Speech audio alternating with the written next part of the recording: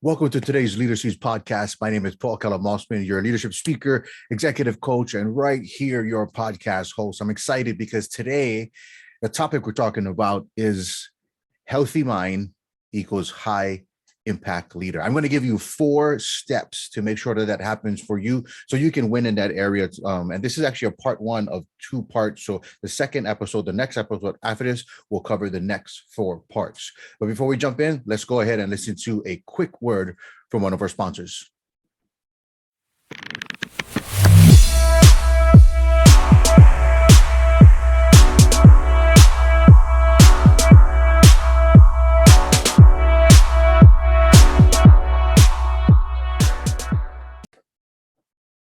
All right, welcome back to the show. So today, as you heard in the introduction, we're talking about healthy mind equals high impact leader. This is something that is near and dear to my heart because I didn't start off on my leadership journey with this fully realized.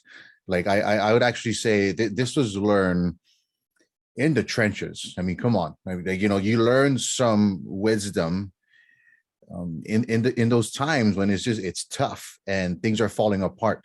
But if you learn something in that season, you can still win in that season. And this is something I definitely learned in those trenches, in those really tough times when things are falling apart, because I wasn't applying this on the front end. I don't know about you, but when I say the word healthy, let's think about your body first. When I say healthy, do you think neck down? You'd be surprised how many people just quickly assume health is only from our neck down. And now I want to start with a really obvious and easy question with that, because that's what I did. I really thought if you told me healthy before, I'm pretty active. I go out there, I get my exercise in and I eat well and all that stuff. But if I thought about what I was doing it for, was really neck down. But you see, as a leader, majority of your job, majority of responsibility is really brain work, is really thinking, is really choices, is really understanding a lot of that mind power that you really have, right? Now, if we're not taking care of that, if we're not doing what we have to do, if we're not intentional with actually making sure that our mind, as long as our body is healthy, then not only will you suffer in your leadership, but the people that come to you will feel it too. Whether that's your family, whether that's your staff, whether that's your clients, whether that's just your community or maybe a church group that you lead, they're going to feel the effects of you not holding this at a higher value. And I want to start with that because if your heart's in the right place, that should rattle you a little bit, because we never want to be somebody that builds a toxic environment, right? But what happens is that if we don't, until we really internalize this, right? This isn't about being an ultra marathoner. This isn't about changing your whole diet plan. Don't think that's what we're talking about today. What we're really talking about is that this. If you're taking notes, write this down. Everything in this episode and the next episode will kind of circle around this idea that the best thing you can give those that look towards you as a leader is a healthy you. That's the best thing you can. It's not advice.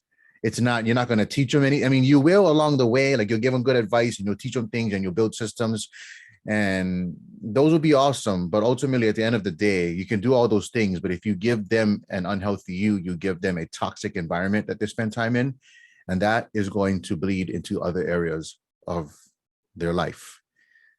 So today we're going to cover 4 parts. I'm going to give you 4 things just to really, really focus in, so that way it's still within the 20 minutes that we shoot for. And on the following episode, I'm going to actually cover 4 more steps into making sure that whatever you do, you can have a healthy mind, because you want to be a high impact leader, right? Your mind work, like how you develop that. Think about like that. Let's start, if you're in a gym, right? And you're pushing yourself to failure, right? A lot of athletes that I know will do that. They'll sprint, they'll lift weights until there's muscle failure, right? They're doing that because that's the process of building muscle. Well, with your mind, what happens is that when you're pushing yourself to grow, when you're thinking more, when you're reading more, when you're learning more, how do you take care of that mind? How do you make sure you're checking back to make sure that, hey, health is not just neck down? So the first thing I want to jump into today is really this, right?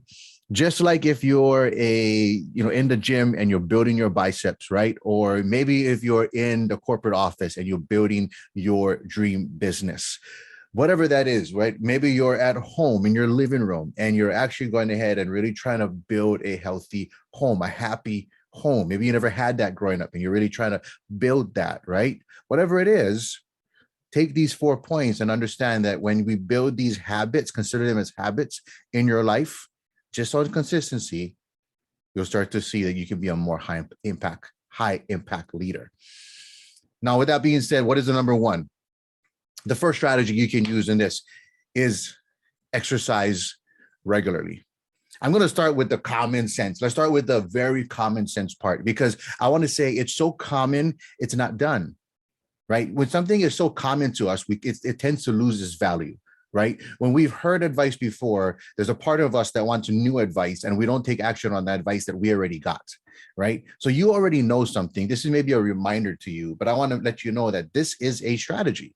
This is a very real strategy. You want to exercise regularly. Like I said, you don't have to be a marathon runner, but you do have to have consistency in your exercise and how you go out there. And are you active? Are you walking every day? Are you doing something every day? If you can't walk, are you finding ways to make sure that you're moving your body, right? Moving, especially in today's world, technology, all that fun stuff, all that great advances, sometimes it kind of limits us from actually taking activity. So you want to ask yourself, am I taking the stairs?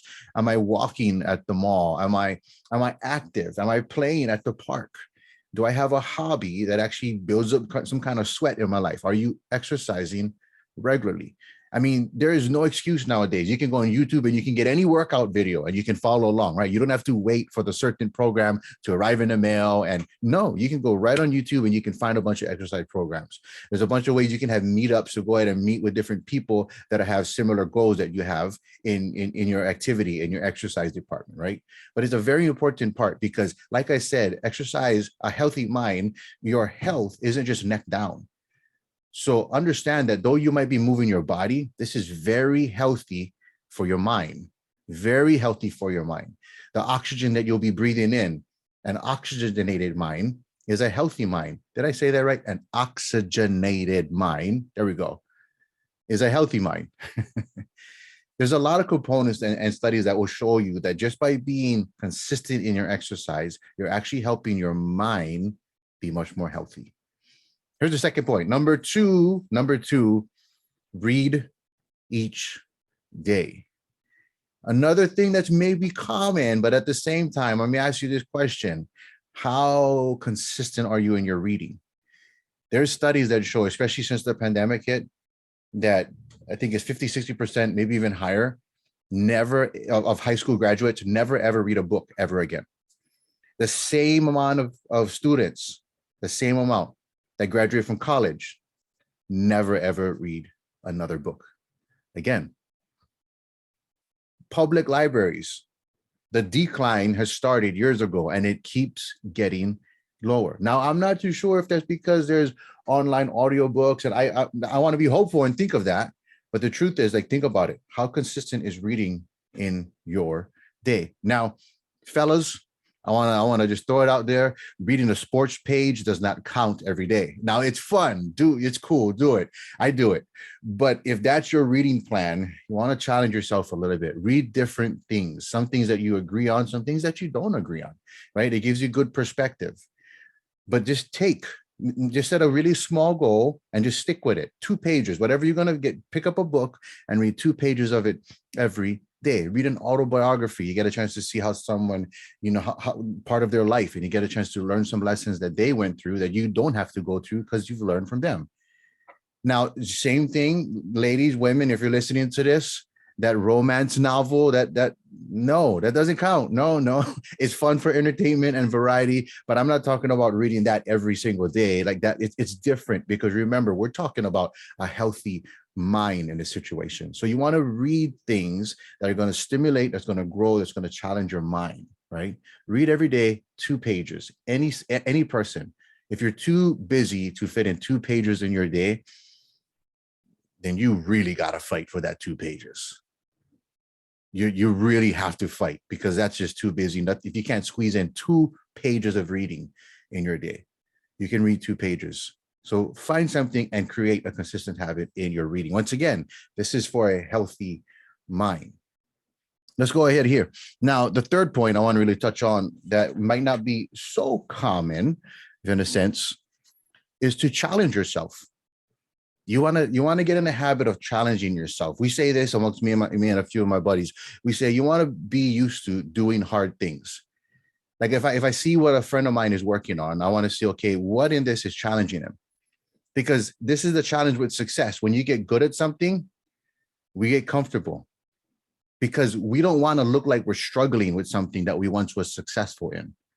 Here's a very real example. If you ran a marathon, it's going to be harder for you to go ahead and push beyond the 26 miles because you're going to start to gas out on the 38 mile, right? But you don't want that success to be your plateau.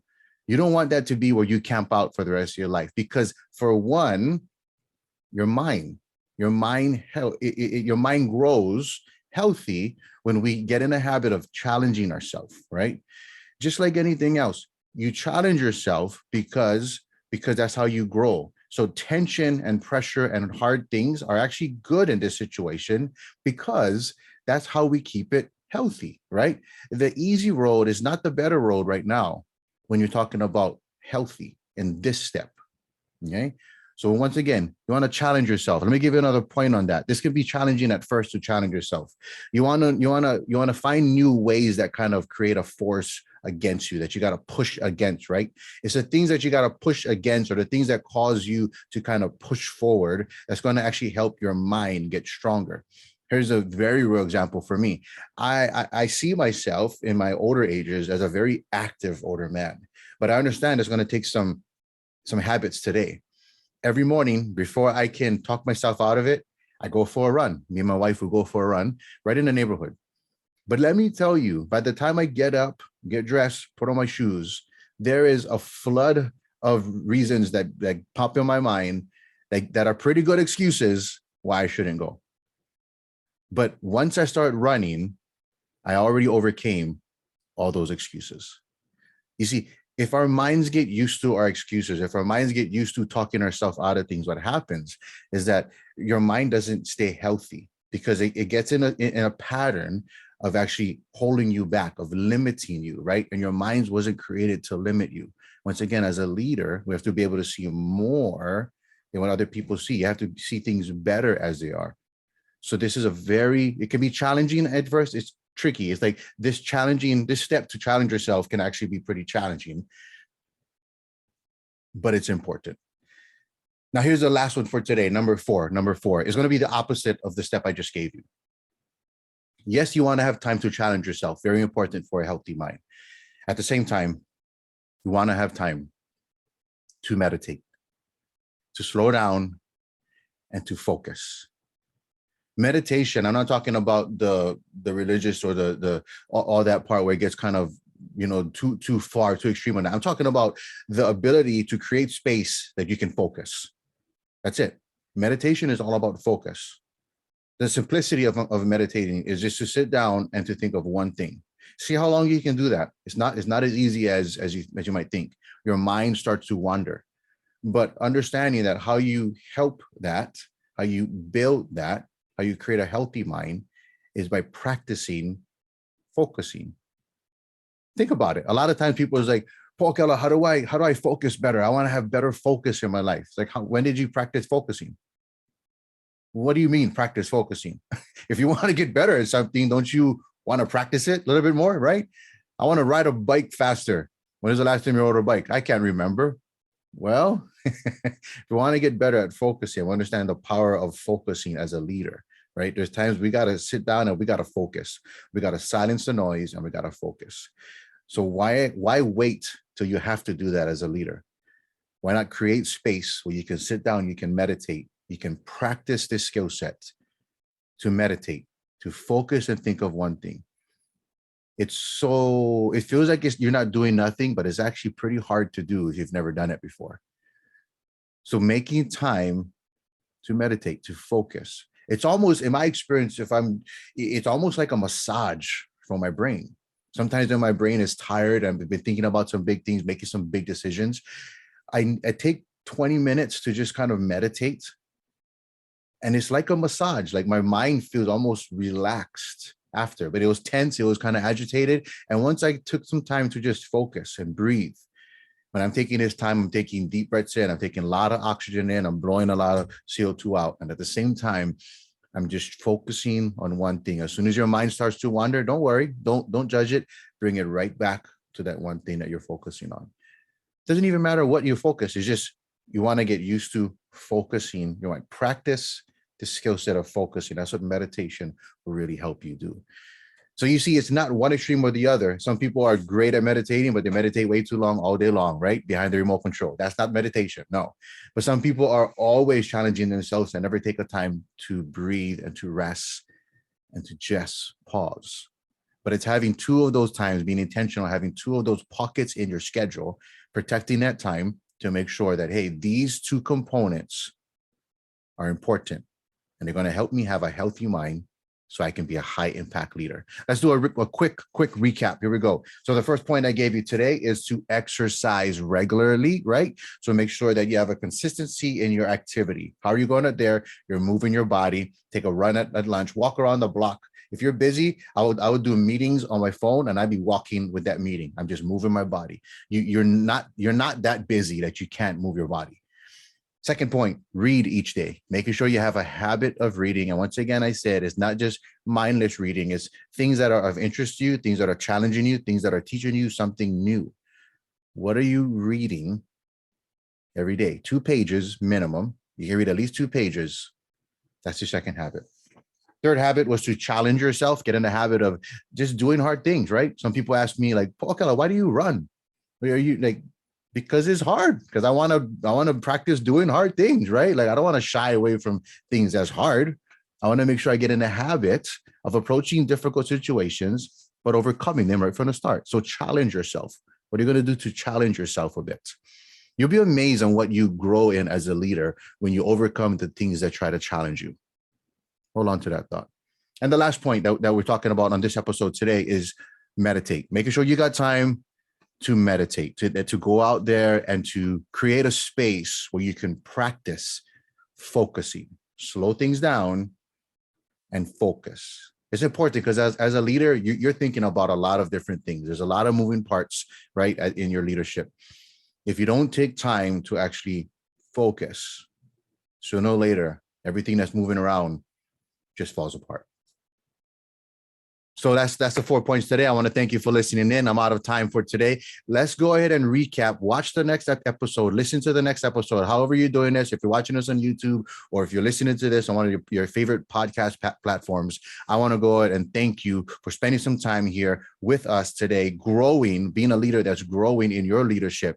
And you understand one thing that we talked about today. Healthy mind equals high impact leader. The best thing you can give those that look at you as a leader is the healthy version of you. Health is not just neck down. Include your mind, because your mind will help you in your leadership. My name is Paul Keller Mossman, your leadership speaker and executive coach, and right here on Leader Seeds podcast, your podcast host. Let's go ahead, wrap up for today. Join us for the next one. Hit that like button, subscribe, follow us. There's a lot of different ways to kind of stay connected.